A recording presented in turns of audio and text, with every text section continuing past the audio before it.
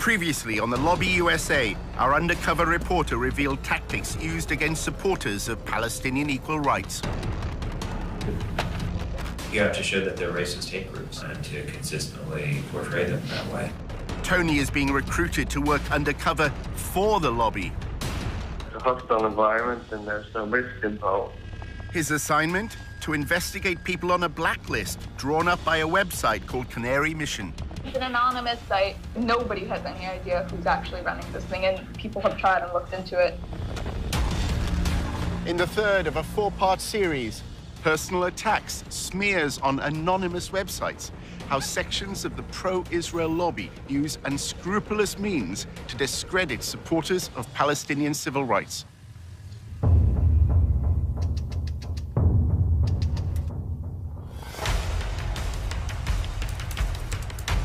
Using an undercover reporter, Al Jazeera's investigative unit infiltrates one of the most powerful lobbies in the world. Getting $38 billion in security aid to Israel matters, which is what AIPAC is doing. We examine how the lobby, led by AIPAC, the American Israel Public Affairs Committee, has secured unwavering support in Congress. Congressmen don't do anything unless you pressure them. And the only way to do that is with money. What the lobby is all about is to make sure that Israel gets special treatment from the United States forever.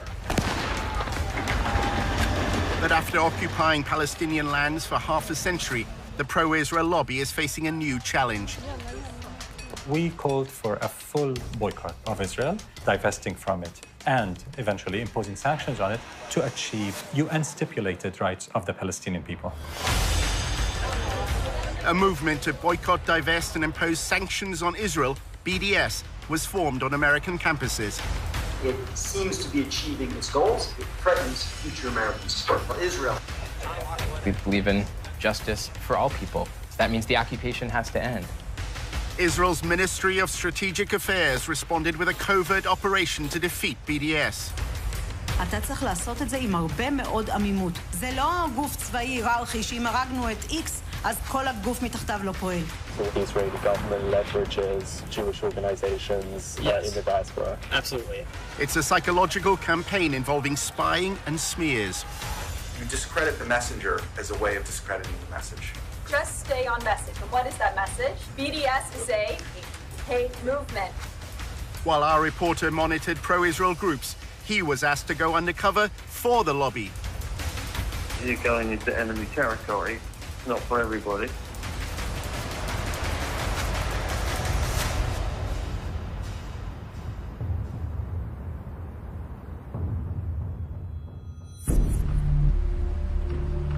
During his summer in Washington, Tony investigated how the lobby is responding to the growing support for BDS among students. AIPAC has an established network across high schools and universities and is also part of the wider campus coalition against BDS. I work with the DC school, so I can connect you to Georgetown, GW, American.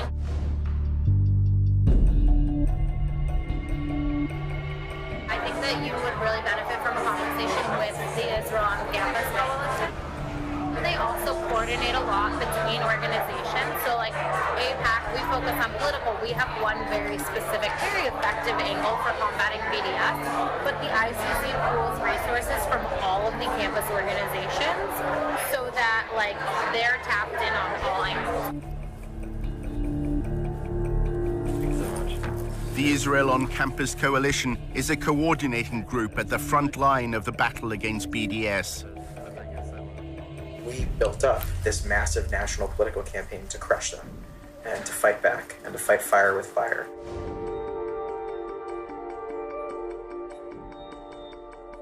What we saw was a growing global movement to destroy Israel that was manifesting on American college campuses. It makes sense that they would try to poison the next generation. The one thing every member of Congress and president and ambassador and newspaper editor has in common is, by and large, they spent a little bit of time on a college campus, and probably those were formative years. The Israel on Campus Coalition is at the center of the lobby's response to BDS. There are about 100 maybe 120 now professionals that are working for a dozen national ICC partner organizations like AIPAC and Jazeera Fellowships and Stand With Us and Hillel and Chabad and API. Stand With Us and the ICC have a particularly close relationship.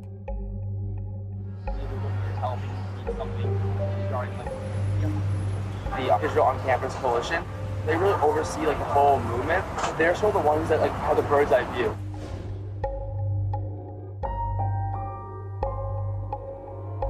We'll just say like next week, a BDS resolution comes to campus. So the ICC will be the ones, they'll organize a conference call with all the partners. So they might say, okay, stand with us, we need a little bit more of your help because we need something regarding like what's like BDS resolution. The campus newspaper wants us to write like an op-ed. Can you guys help like the op-ed? So they'll sort of be the ones and they'll sort of be overseeing it. One of Tony's fellow researchers at the Israel Project had also worked with Stand With Us. One evening, Amanda told him how the work she'd been asked to do often made her feel uneasy. And stuff we produced, I felt was like,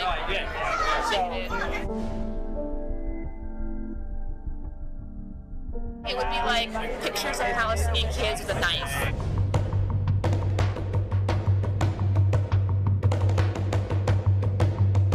Those videos of like kids gonna like stab people and like we need to put this on Facebook and they have to make memes like do like graphics about like that.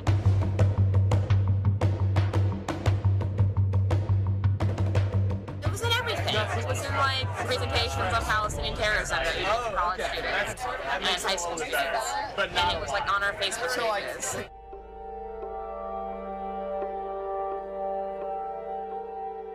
It's embarrassed to be associated with her. You told me about that guy who was like telling you to like use racist, like use. Yeah. Were they going to universities and using that kind of language? Or? Yeah, universities, articles, Facebook, everything.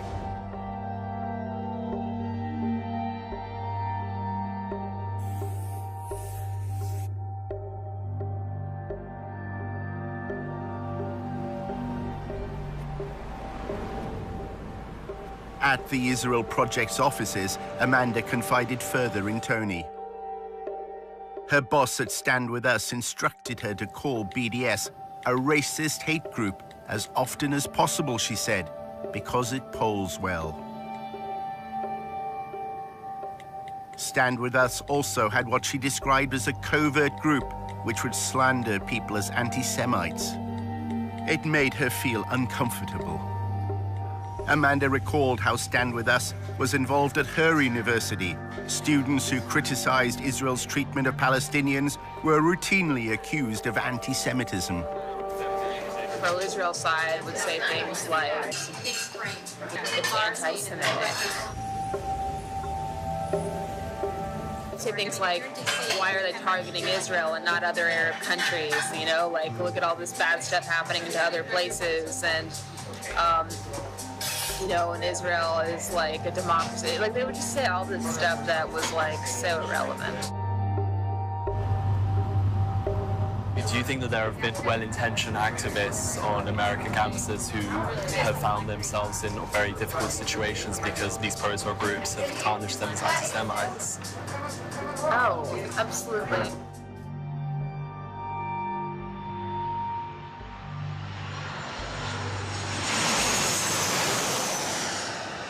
Stand With Us holds an annual conference in Los Angeles. Its focus is on how to fight the BDS movement. To reveal the true nature of BDS, a venomous, deceitful, anti-peace, anti-coexistence movement that will settle for nothing short of the annihilation of the Jewish state. Jacob Bain from the Israel on Campus Coalition linked BDS to the rise in anti-Semitic hate crimes in America. Anti-Semitism is increasing in general, right? In the same way that we're seeing anti-Semitism increase in the community, we're seeing these awful, terrifying desecrations of Jewish cemeteries. Campus is no exception. At a social event held by a pro-Israel advocacy group, Tony finds out more about Stand With Us. Many here are recent graduates with backgrounds in student politics. I was the chief of staff for my friend who was our student senator.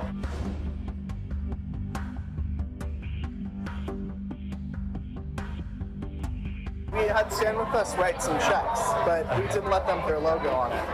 It's just our names on the logo. We didn't want that association because on Berkeley campus, if you don't know, they hate Stand With Us. As well as working behind the scenes to provide funds, Stand With Us helps pro-Israel groups denounce students who support equal rights for Palestinians.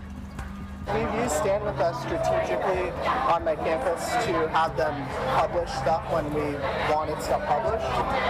One girl that was running for our student senate, her last name's Dick, Samaya Dick. The summer of 2014, the Gaza bombings happened.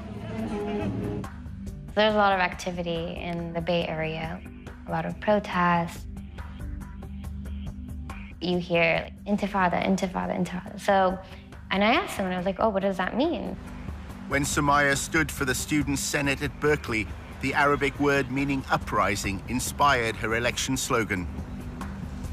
My last name means faith and governance, a way of life.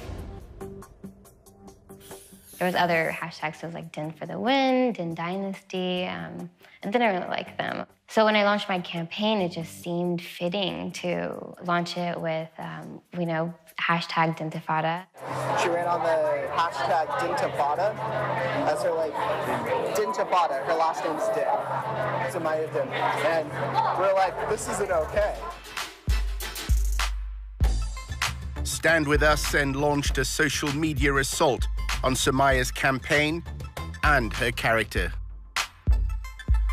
We had a campaign party, it was a launch party, and an hour later, I'm getting all these messages.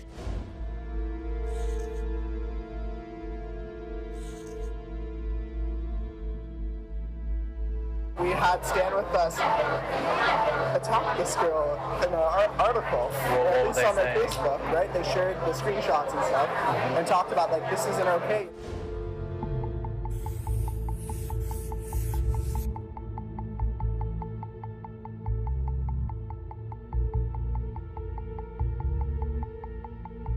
The next day, Stand With Us completely took my campaign slogan out of, you know, context.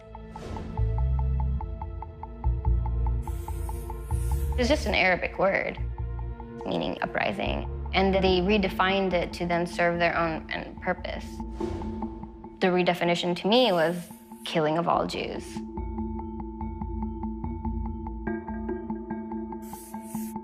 Samaya received a barrage of abuse on social media.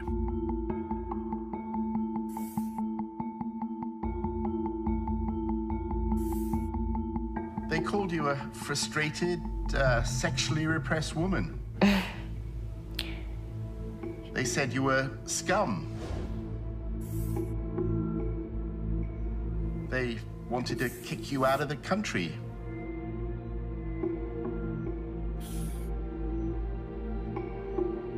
How hard was all that to deal with? Yeah, I distanced myself from that. I would go out and I would be walking on campus. Everyone would be looking at me. I felt like I needed to hide. It took me 3 days. I didn't sleep. I was just like, what's going on? We don't want Stand With Us's name, you know, on our name.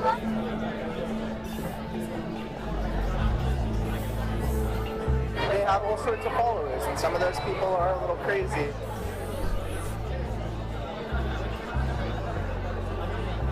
You have people that saying, like, that person should die. This girl was getting death threats. People are like, she's a terrorist, blah, blah, blah.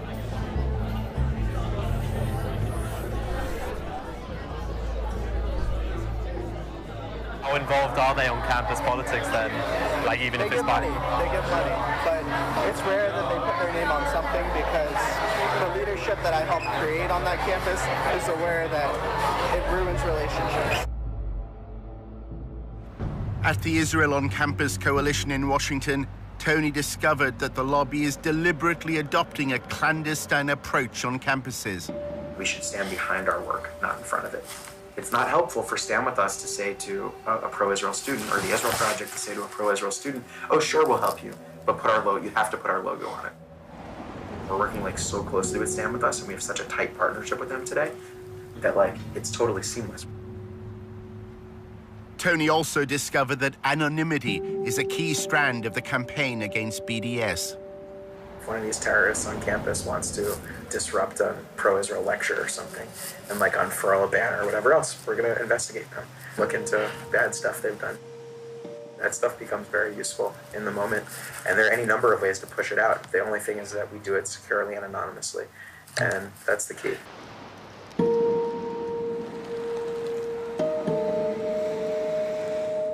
It was a Sunday. I was in the kitchen. My partner was in the living room with my daughter. Came in with her laptop, and she said, "You've got to see this." Bill Mullen has been a campaigner for the BDS movement for years. His wife had been sent a link to a website containing a letter addressed to her. This letter purported to be by a former student who said that she had been sexually harassed by me, and she had found other students at Purdue who had had the same experience, and she was writing this letter to tell their story. With the anti-Israel people, what's most effective, what we found, at least in the last year, is you do the opposition research, put up some anonymous website, and then put up targeted Facebook ads. Within a very short time, within about 48 hours, we were able to establish that these multiple sites that we had found attacking me had been taken out almost at the same time, and that they were clearly the work of the same people. Every few hours, you drip out a new piece of the opposition research. It's psychological warfare. Drives them crazy. One of the accounts said that in the process of supposedly putting my hand on her, I'd invited her to a Palestine organizational meeting. And I thought, well, you're sort of putting your cards on the table there, whoever you are. We found out that a student at Purdue, who I work with, had also been targeted. A former activist with Students for Justice in Palestine agreed to speak only with her face concealed. It said that I would get drunk and go and have sex with multiple guys, and that's just a huge attack on my character and a massive lie. My parents were very upset. They immediately told me to quit my involvement with SJP. They either shut down or they spend time responding to it and investigating it, which is time they can't spend attacking Israel. That's incredibly effective. The main focus was to attack my reputation and my character, pretty much to mess with me so that I don't want to continue my involvement with SJP. It was really an attempt by people who didn't know us to think, maybe I can destroy this marriage at the very least. Maybe I can cause them horrendous personal suffering. The same letter purporting to be harassment to my wife used the name of our daughter. I think that was the worst moment. I think we thought, these people will do anything. They're capable of doing anything. Could you send me some of these websites? I'd be very curious just to see what they look like. I couldn't. You couldn't, okay. But, you know, Canary Mission is a good example. Canary Mission is highly, highly effective to the extent that we monitor the Students for Justice in Palestine and their allies. I remember it was the morning I was getting ready for school. I was about to graduate at this point, in a pretty cheery mood, I'd say. I got a Facebook message from one of my friends.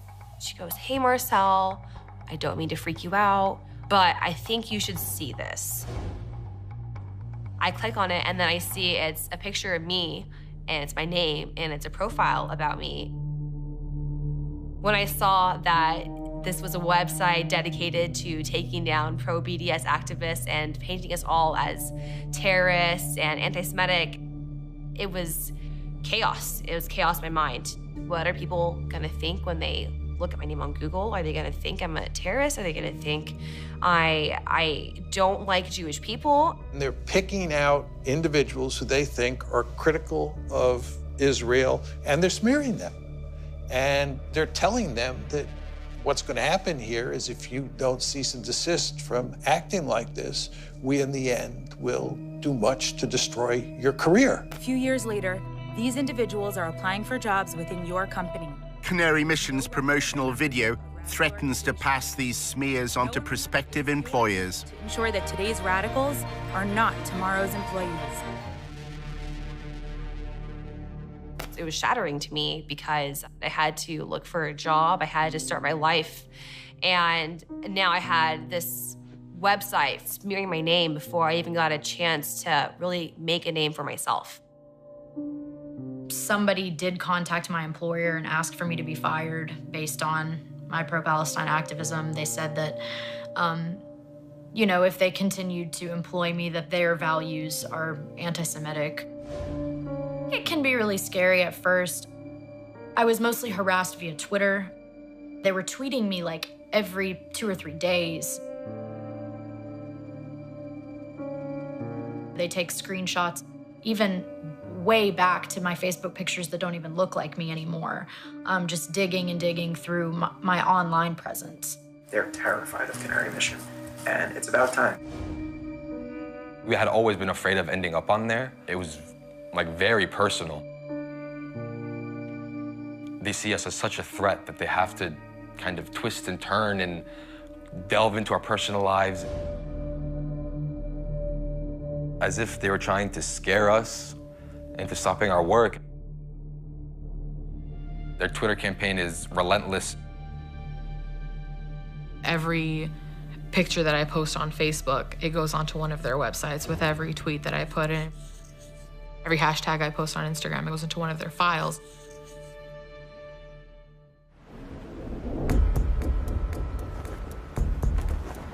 The research operation is very high tech. When I got here a few years ago, the budget was like $3,000. Today it's like $1.5 million or more. Probably it's like $2 million even at this point. I don't even know, it's huge. It's a massive budget. We've got major political consulting firms on retainer that are here all the time. We have our own opposition researchers. We have a lot of communications capabilities, and what's most interesting about it, I think, is that 90% of the people who pay attention to this space very closely have no idea what we're actually doing, which I like. Caffeinated, yeah, I try to be it. As he left his meeting at the ICC, Tony reflected on the way Jacob Boehm had reacted to his questions about Canary Mission. We do it securely and anonymously, and that's the key. It sounds very similar to like a Canary Mission and that kind of thing. Is that, yeah. Are you guys like in touch with them at all, or is there any kind of, no? No, Canary Mission is totally anonymous. Yes. Yeah, it's hard to figure out who's behind it. Canary Mission is highly, highly effective to the extent that we monitor the Students for Justice in Palestine and their allies. We're doing it back. I mean, not we, but this some anonymous group. We don't know who's behind it. I would ask where they get their money from, because ultimately that tells you where the control is. In part 2, we reveal for the first time who set up and finances Canary Mission. He called a group of us to ask us what we thought. I told him actually I thought it was a bad idea, but he did anyway. And how the pro-Israel lobby uses smears to try to change American law. Investigate us for what? For doing nothing wrong?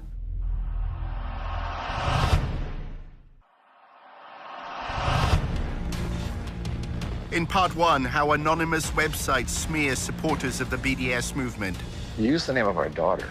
They're capable of doing anything. It's psychological warfare. Drives them crazy. Not saying ownership, but I think it's not serious. Our undercover reporter, Tony, is having a coffee with Eric, his boss at the Israel Project.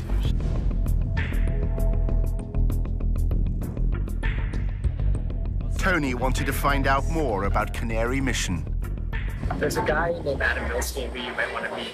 He's a convicted felon. That's a bad way to describe it. He's a real estate mogul.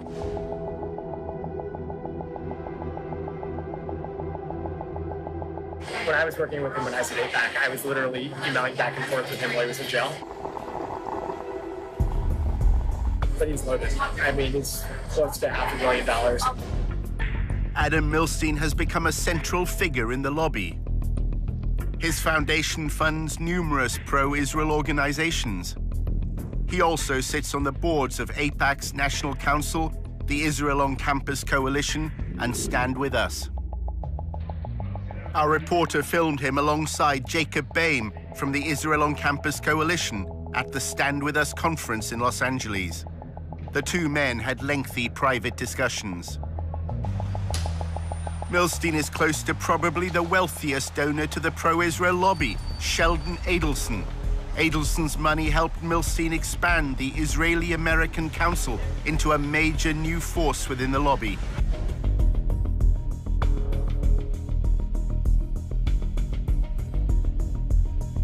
Adelson arrived at the 2016 IAC conference with Rudy Giuliani, now an advisor to President Trump. An IAC video from the conference shows Milstein and Adelson discussing their partnership. You said you see the vision and you tell us, go and do it. And we took your orders and we made it happen. And we took your money. There's somebody else around that can give you $50 million? No, there's no... Sheldon. Eric is wary of Adelson's relationship with the U.S. president. He's really impulsive. If he gets a call from, Donald Trump, comes to get all the pro organizations to start helping us. He starts twisting their arms and putting pressure on them. Like, I give you $1 million. You better start putting out TV ads. Like, what the that's not our goal. It's not our mission. Tony attended the Israeli-American Council's annual conference. At a party, he spotted the IAC's chairman, Adam Milstein. It's very important that we're proud Jews. We're not, I was born Jews, but I'm really not Jew, and I'm not sure I'm proud Jew. We're proud about our history. We have strong connection to the land of Israel. So this Israeli identity is now all over the world. I'm Tony. I'm in the Israel Project with Eric Gallagher. Milstein told Tony how critics of Israel should be handled. First of all, investigate who they are, what's their agenda. They're picking on the Jews because it's easy, because it's popular. We need to expose what they really are, and we need to expose the fact that they're anti-everything we believe in. And we need to put them on the run. Right now, they can do whatever they like, terrorize us, and we are... How do we put them on the run, though? Doing it by exposing who they are, what they are, the fact that they're racist, the fact that they're bigot, that they're anti-democracy. Do you think there's a good role to just naming them as anti-Semites? Not just anti-Semites, it's too simple. We need to present them for what they really are. They're anti-freedom, they're anti-Christian, they're anti-democracy. That's what we need to do. Numerous groups from the pro-Israel lobby were attending the conference. An Israeli official gave them a message to pass on to BDS supporters in America.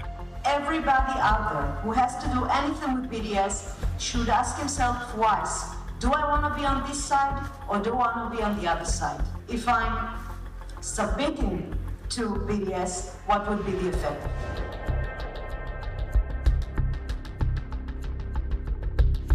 We've got the budget. We can bring things to the table that are quite different. In episode 1 of The Lobby USA, Tony discovered that the Israeli government has launched a covert campaign to gather information on American citizens. We have 3 different sub-campaigns: data gathering, working on activist organization, money trail. The Israeli official named one organization that was a partner in its covert campaign, the Foundation for Defense of Democracies, or FDD. This is something that only a country with its resources can do the best. We have FDD. We have others working on this.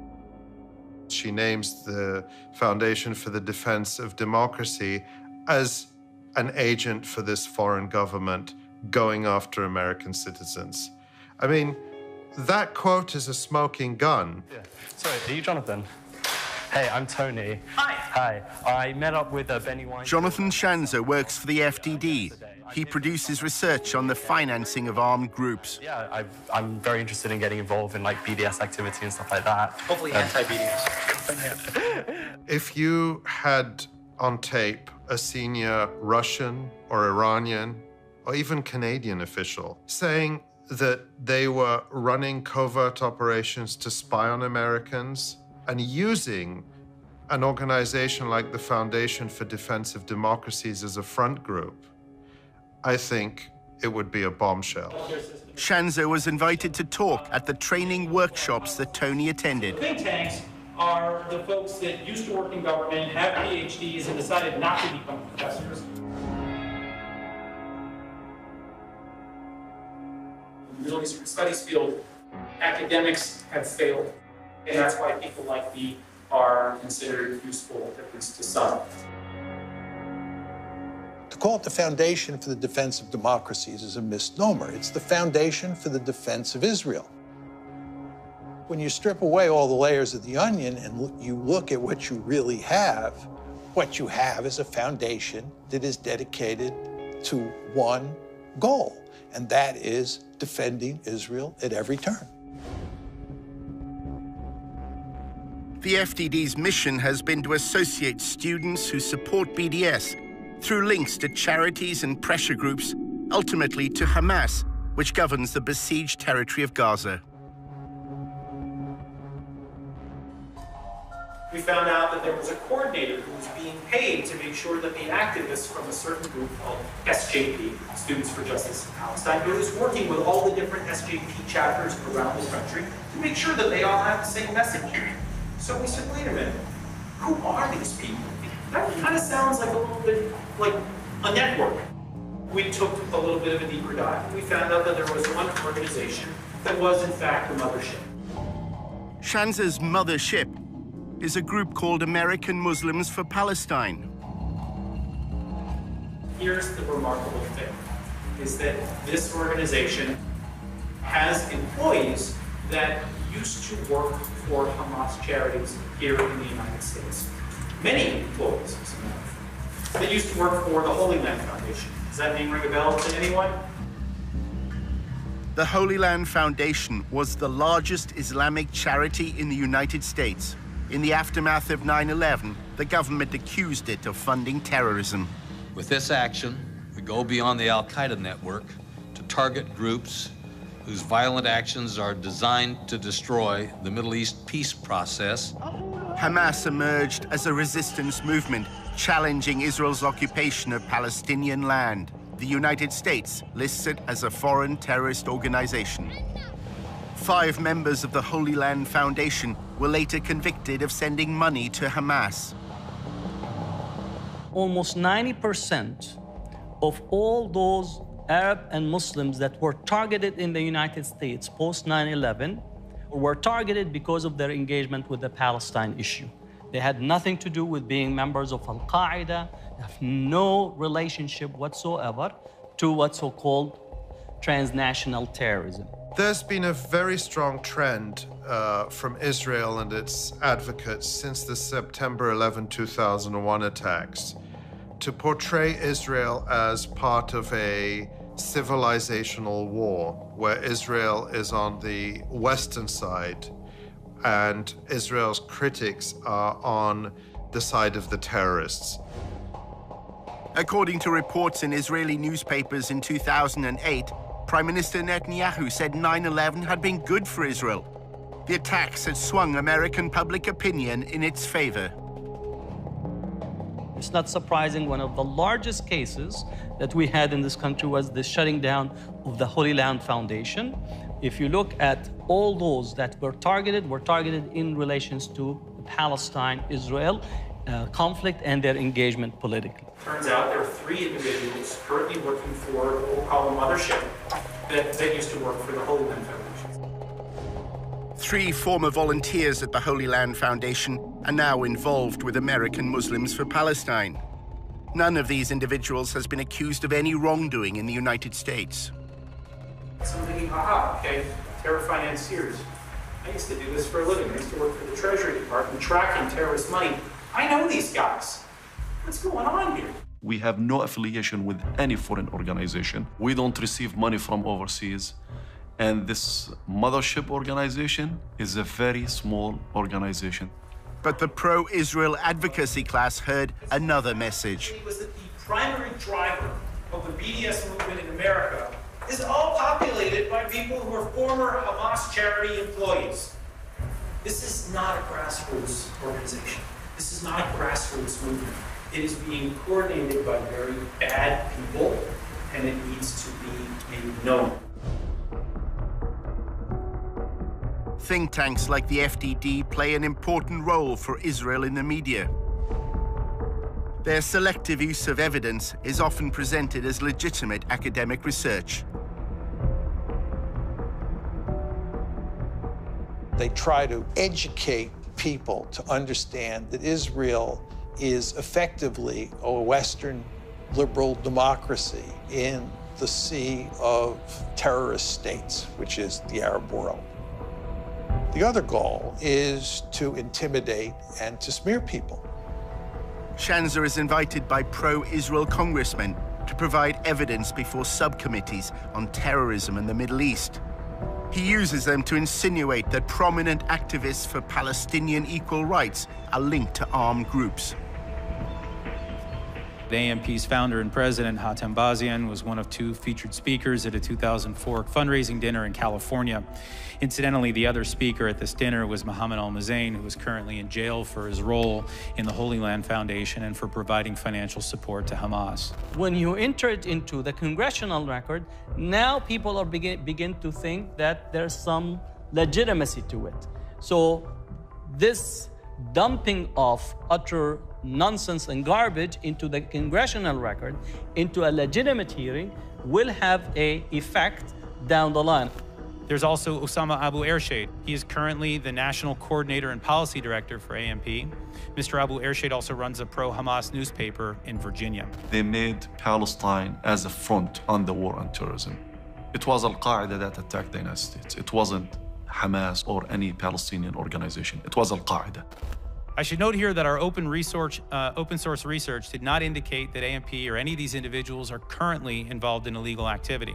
He himself, in his testimony in Congress, he says, we have no evidence of any wrongdoing by this organization, but still you have to investigate them. So investigate us for what?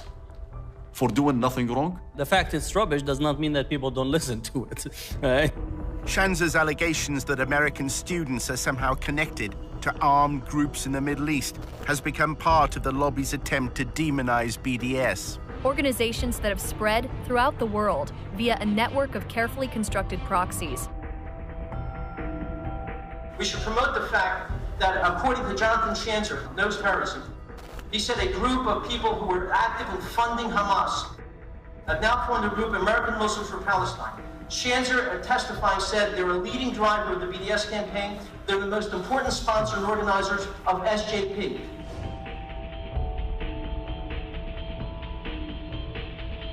We have to make it clear in every way possible that they are being funded and trained by vicious lovers of Hamas. Hello there. Hi. Hi everyone, how's it going? Tony spoke again to his contacts at the Allgemeine newspaper. They want him to go undercover at a rally supporting BDS. They want Tony to find a connection between the activists he's supposed to spy on and the Holy Land Foundation. There's a long history of crimes affiliated with the BDS movement that have been judged as such by U.S. courts. For example, the Holy Land Foundation. Are these people still active and present within the movement? Who seems to be the people running the show here? Is there any acknowledgement of any sponsors? This is an incestual business. You know, they're all interconnected. This is not me just spouting off because I'm paranoid. There have been actual cases, like the Holy Land case that happened a few years ago. A lot of these guys had worked with those people, and they themselves have not yet been indicted, but they're all interconnected. Part of the reason why that is so crucial is because when you're making lines from one organization to the other, eventually you make a line to Hamas, to Hezbollah, to Iran. Sounds good. Well, we're grateful to have you. Let's see how it goes. While he considered his undercover mission for the Allgemeine, Tony set up a meeting with Jonathan Schanzer. It was at the office of the Foundation for Defense of Democracies. Hey, how are you? I'm good, I'm good. Good to see you. You too. At their earlier meeting, Schanzer had stressed the importance of links that connected students who support BDS to the Holy Land Foundation and then Hamas. Now he was more downbeat. The lobby is apparently failing in its attempts to discredit the movement. BDS has taken everybody's surprise. It's come up, behind everyone's back and bit them on the ass. Yeah, that's a complete mess. I can tell you that I don't think anybody's doing a good job. We're not even doing a good job. We did some good research, but we haven't figured out how to do anything with it. Schanzer is unhappy that his alleged links between Students for Justice in Palestine and Hamas have not been publicized more widely. The stuff that I shared with your group, our hope was to really, make this something that people could sink their teeth into, but no one has turned it into, no one's weaponized it, is probably the best way of describing it. The slurs the lobby once relied on are no longer working. Personally, I think anti-Semitism as a smear is not what it used to be. Schanzer's now trying to link BDS to a small Palestinian faction that once was involved in militancy, the Popular Front for the Liberation of Palestine. So you got Hamas on one hand, you got PFLP on the other. Sooner or later, this stuff will come to light. What have you found so far? We'll come out with something when I've got enough. We found indications that there could be some research to produce. Their strategy is to fill the pipeline of as much research and information that creates what I consider to be is the civil society assassination of Arab Muslim Palestinians in such a way that they will not have an entry into the debate. Schanzer claims he's found yet another means of discrediting the BDS movement, this time connecting it to the Muslim Brotherhood. The problem is the Muslim Brotherhood is not an illegal organization in the United States. So you can say that that's bad, but if there's no legal link, there's no, there's no law enforcement angle on any level, then it becomes really hard to win. The Muslim Brotherhood is a loose international movement which endorses the political expression of Islamic values. Congress is now considering designating it as a terrorist organization. They are moving right now with a bill to try to ban the Muslim Brotherhood movement.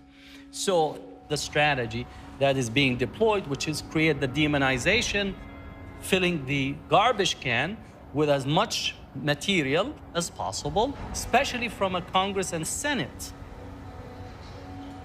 We've been dealing with the radical Islam from the Islamic Republic since 1979, the Muslim Brotherhood since the 1920s. You've got the Islamic State, you've got the Islamic Republic. Their hatred for Israel, their Islamist ideology is what really motivates the terrorism that they carry out. You have to attack their weaknesses better than they attack your weaknesses. That's war. Why they're doing this? Why they're going after our organizations? It's always connected to the issue of Palestine. They always try to connect us, to connect dots that they don't exist.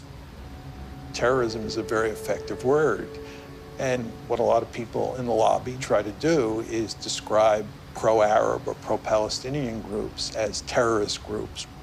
There's no doubt that when you employ the tactic of identifying Muslim or Arab or Palestinian groups as terrorist organizations, that you're promoting Islamophobia. Schanzer is a popular speaker at the pro-Israel campus events that Tony attends. Hey, how are you? Good to see you. You too. Welcome.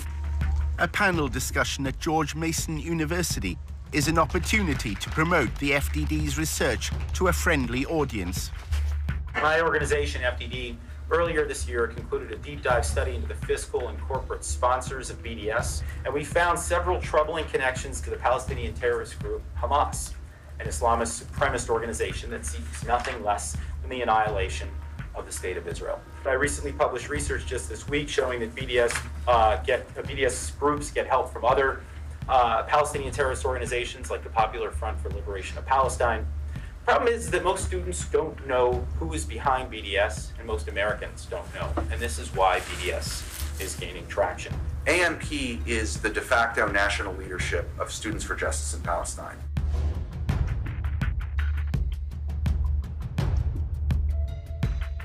There is an actual direct connection between the people who are involved in raising money for Hamas and the people who are involved in BDS activism on American campuses today.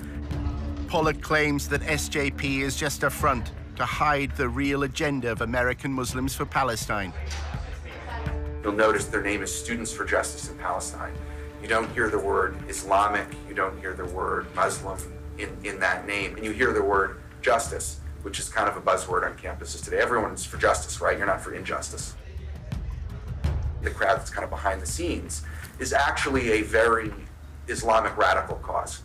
And if you actually get like into the weeds on SJP, they've aligned with groups that are for the, not just the destruction of Israel, the destruction of America. That's a narrative that suits Israel because it takes the pressure off Israel to actually end what it's doing to Palestinians. But it's an incredibly dangerous narrative for the whole world, and I think we're all paying the price of it. Pollock even accuses Jewish supporters of BDS of being in league with Hamas. Which is Jewish Voice for Peace, or as I call it, Jewish Voice for Hamas. It'd be like having a group called, like, you know, African Americans for Slavery. You know, it's like, it's crazy, right? A lot of the JVP people are not Jewish. They've had a real problem of like people basically pretending to be Jews because the anti-Israel activism it's a little more sexy. You're here speaking with the rabbi. I work for Jewish Voice for Peace. I mean, we're a Jewish organization. I mean, again, I think that's another kind of absurd claim. When you talk about SJP and when you talk about BDS, you talk about them as a hate group, as a movement that absolutely endorses violence against civilians, not military conflict, but violence against civilians, AKA terrorism. You discredit the messenger as a way of discrediting the message. Tony's boss, Eric, was also at the event. He's old friends with Noah Pollock. I want to hire Tony at the Israel project. Tony's another troublemaker from the UK. Yeah. He's a good guy. Noah's the best. As Tony left the event with Eric, the conversation turned to smearing BDS supporters. Eric said wealthy pro-Israel donors now have the freedom to fight Israel's critics however they want. In this country, you have these billionaire types who are starting to realize, like, oh wow, I don't need to participate in the Republican or Democratic parties. I could build my own apparatus and have influence from Los Angeles or Detroit. And Adam Milstein's one of those guys.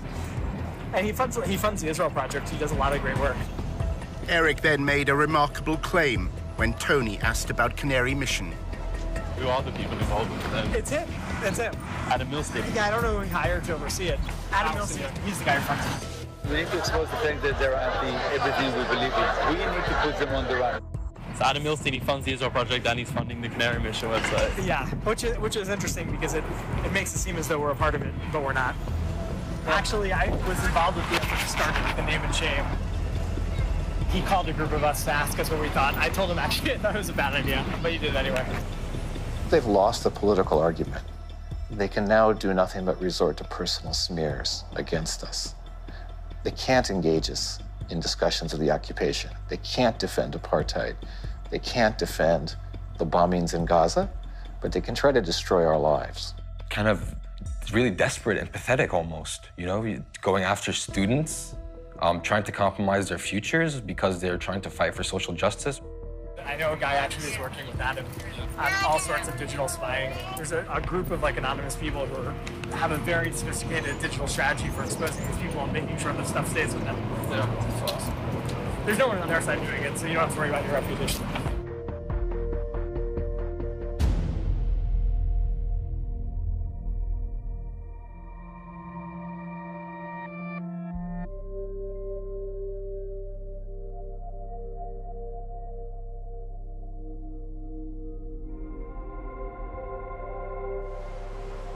In episode 4, how the pro-Israel lobby is fighting the public relations war, The activism has to be like very provocative and attention-getting, and just like total like no given.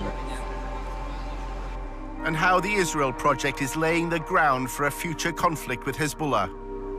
We have to be ready because that war will be won and lost. You know, the court of public opinion, not the